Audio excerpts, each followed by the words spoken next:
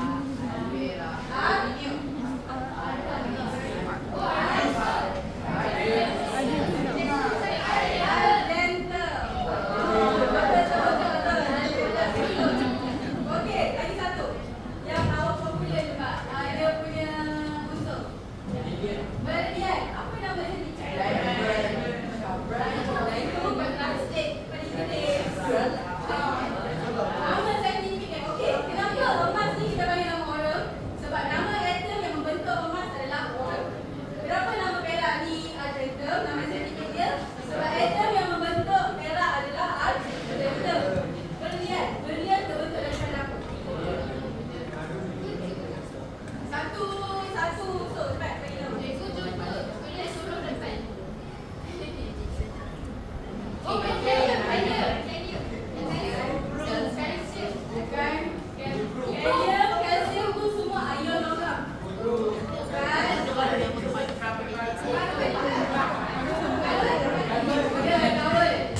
Berlian terbentuk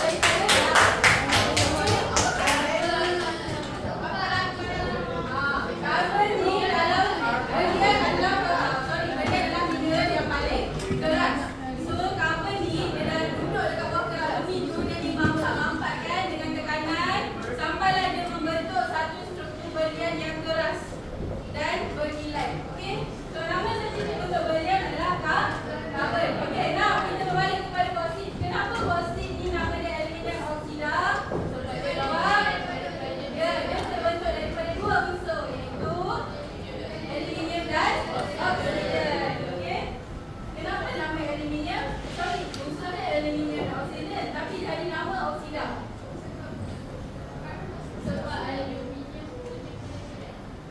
Sebab bila dia dah bercampur dengan logam, nama belakang dia tukar jadi ida semua. Daripada dia jadi ida. Okey? Kalau tulis, awak tulis ferrum saja dengan oksida, nombor tak ada. Nanti dia kira salah. Ingat, ferrum 3 oksida, lambung 2 oksida. Okey? Ada lambung 1, 2, 3 ada. Sebab bila dia nak bergabung dengan oksida, dia perlu share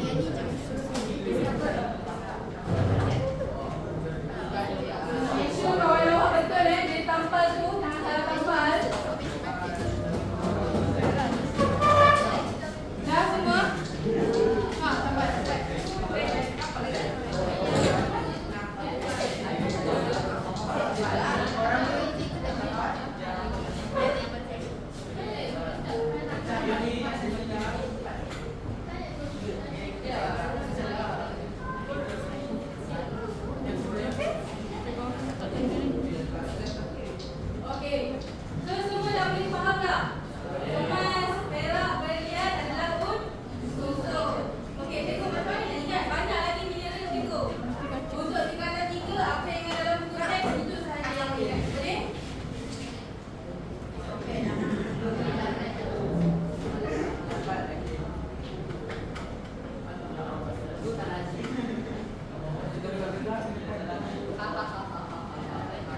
Okey, cuba buka buku teks sekejap sekarang. Cuba buka buku teks sekarang. Saya cuba buka. Okey, buku 125. Rematik terdiri daripada gabungan unsur apa rematik? Ferrum dan oksigen. Boksit, aluminium dan oksigen. Okey, aluminium oksigen nama dia. Galena.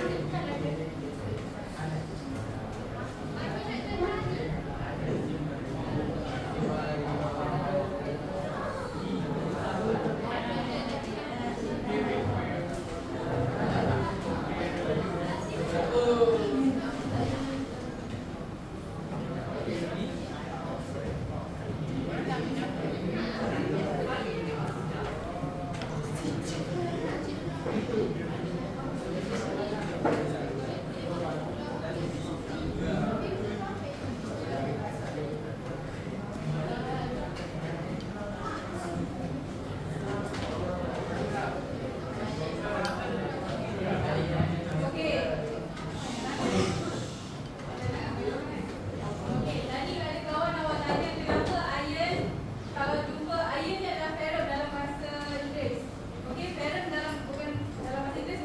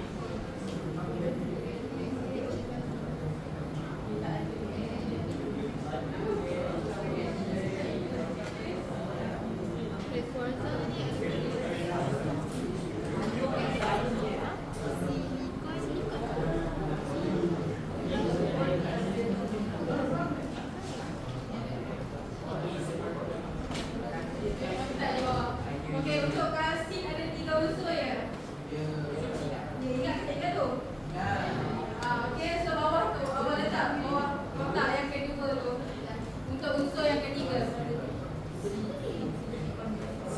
Untuk sebahagian tak semestinya 2 unsur untuk jadikan sebahagian. Boleh lebih daripada 2 asalkan dia lebih daripada 1. Dan dia ikat secara kimia, bukannya secara bukan kimia.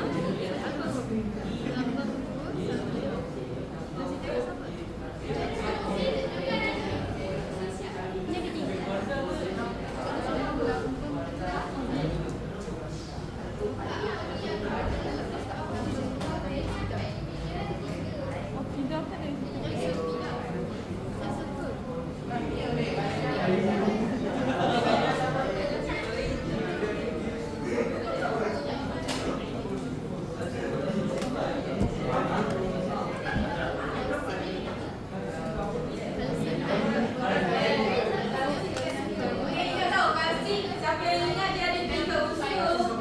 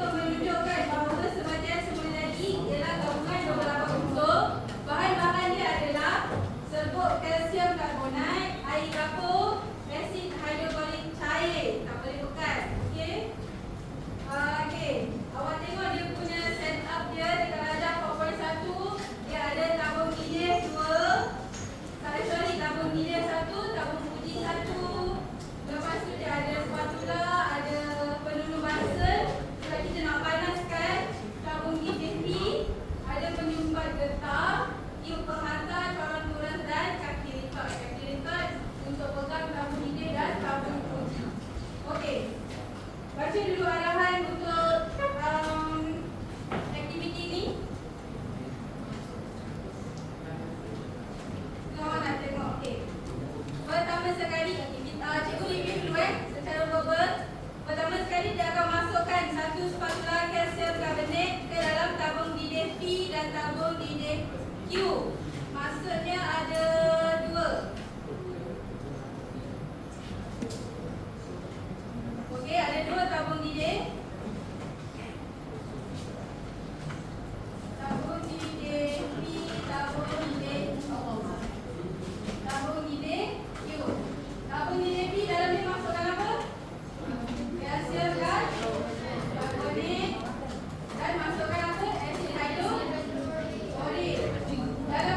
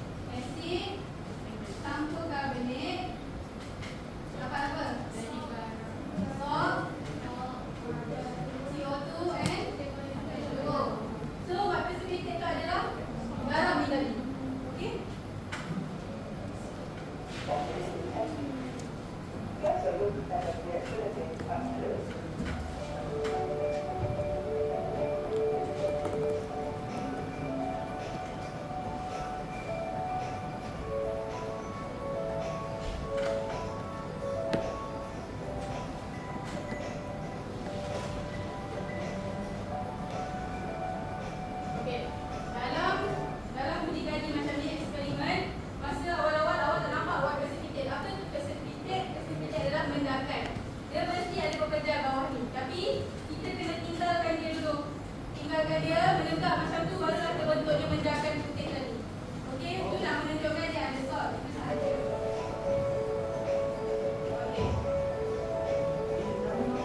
So sekarang buka buku modul. Apa tanda dulu? Apa tadi? Kita surat 88.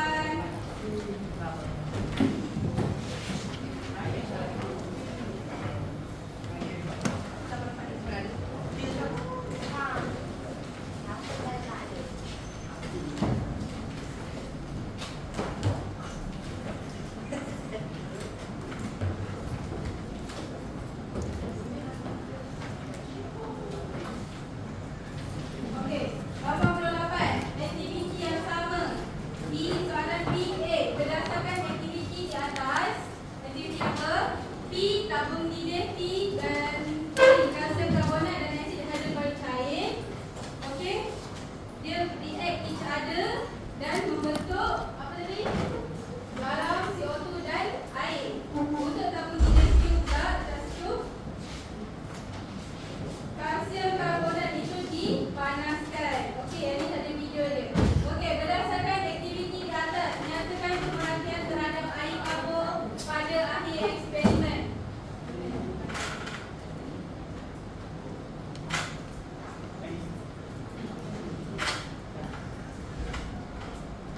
Okey, daripada air kapur dah macam air kapur dia tadi cerah tak? Ini air kapur yang awal, betul? Cerah tak air kapur dia? Cerah ke tidak air kapur dia? Ada melekat ke? Ada. Jernih. Sekarang jadi apa? Okey, sekarang jadi apa? Keruh. Okey. Jadi untuk soalan A, berdasarkan aktiviti di atas, pemerhatian terhadap air kapur pada akhir eksperimen P dan Q sama sahaja, air kapur akan menjadi keruh. Okey, boleh tulis air kapur menjadi keruh.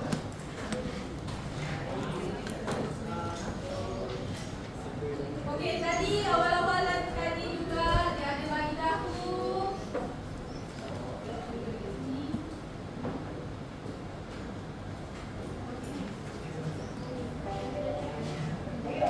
Okey, ini adalah asid hidroklorik dengan dalamnya ada HCl dengan CaO3. Dalam ni apa yang terjadi adalah dia react each other dan menghasilkan gas. Okey. Gas apa yang terhasil? Karbon dioksida. Jadi untuk P, nyatakan gas yang dibebaskan oleh P dan Q adalah karbon dioksida.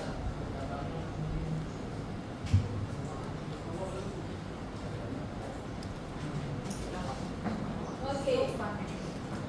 Dan ini pun tak boleh diterangkan. Dalam kimia terlampau banyak persamaan. Okey. Jadi kita kena tahu general equation dia. Persamaan general dia adalah asid bergabung ataupun react dengan karbonat menghasilkan garam, karbon dioksida dan air. Maksud dia apa-apa jenis asid sekalipun. Okey, apa jenis asid lagi ya? Asid hidroklorik, asid sulfat, H2SO4, sulfuric acid, betul? Sulfuric acid, H2SO4, HCl. Ini semua asid bergabung dengan apa-apa jenis karbonat. Tadi cikgu bagi contoh, buku teks bagi contoh CaCO3, betul? Okey, dia boleh ada jadi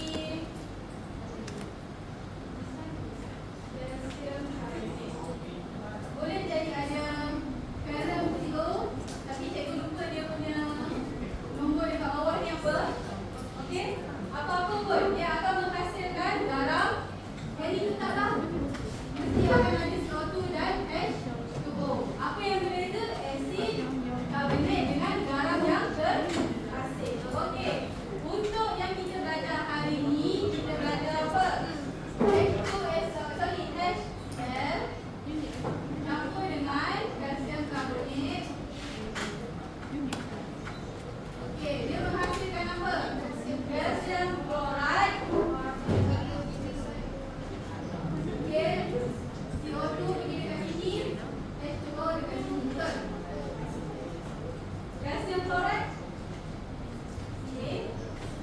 je.